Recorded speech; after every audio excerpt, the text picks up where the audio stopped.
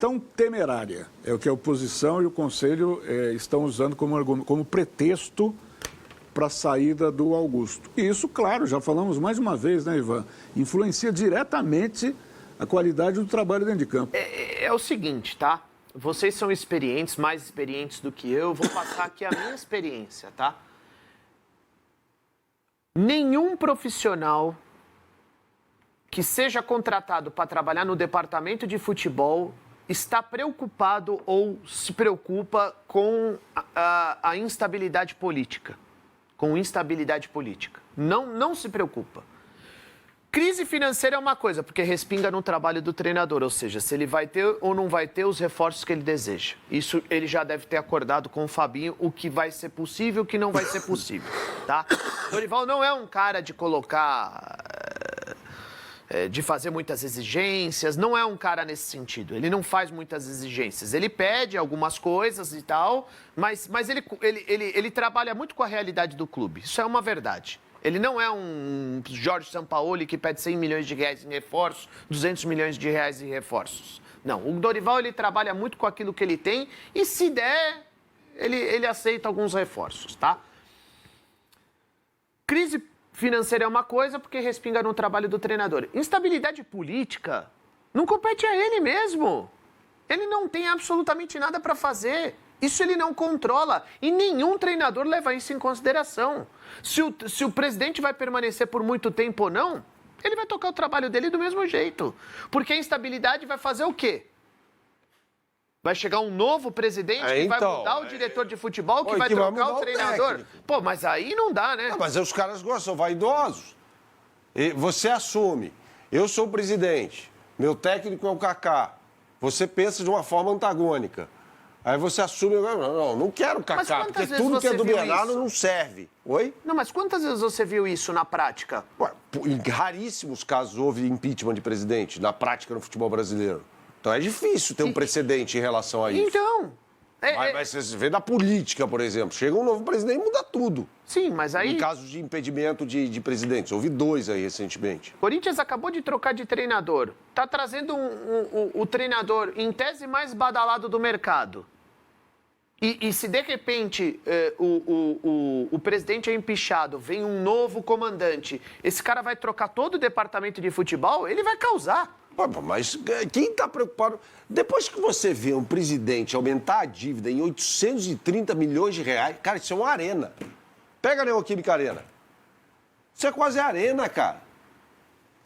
Uma dívida do tamanho da arena foi contraída em 1 ano.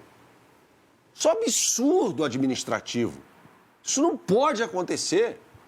Como é que o cara chega e fala, não, peraí, sabe aquele dinheiro da vaquinha? Se tivesse completado 700 milhões... Então, iam faltar 140 ainda. Mas estava na cara que ia acontecer. À medida que o Corinthians não tem dinheiro e na metade do ano passado começa a contratar jogadores a preço de... Pois é. É lógico que isso Pois ia é, acontecer. por isso que tem que haver uma regulamentação. Não é possível isso. Os caras estão acabando com o clube. Aí vem a oposição, que durante muito tempo foi a situação, né? A tal da renovação em transparência e tal, coisa terrível. Assume o poder, vamos lá, acontece a queda do Augusto Melo, o colégio de associados vota o impeachment do Augusto Melo, tá tudo certo, assume a tal da renovação em transparência. Os caras vão fazer a mesma coisa, porque eles fizeram isso ao longo do tempo também.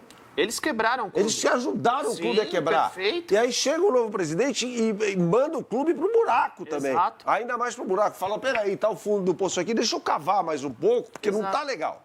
Eu quero ver o clube ainda mais no poço, né? Então, não é possível isso. Esses caras seguem contratando como se não houvesse amanhã.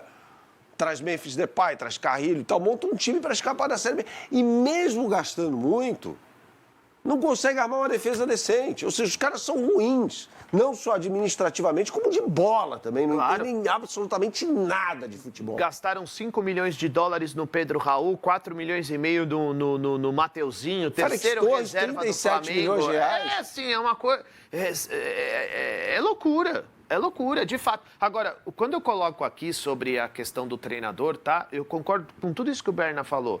Eu só tô colocando aqui a minha experiência com relação aos treinadores, tá? quando há essa instabilidade política. Dificilmente eles levam isso em consideração, porque a instabilidade existe em praticamente todos os clubes. Quantos clubes saudáveis hoje nós temos no Brasil? Saudáveis. Presidente impedido, que eu me lembre desde o Edmundo Santos Silva lá no Flamengo, no início do milênio.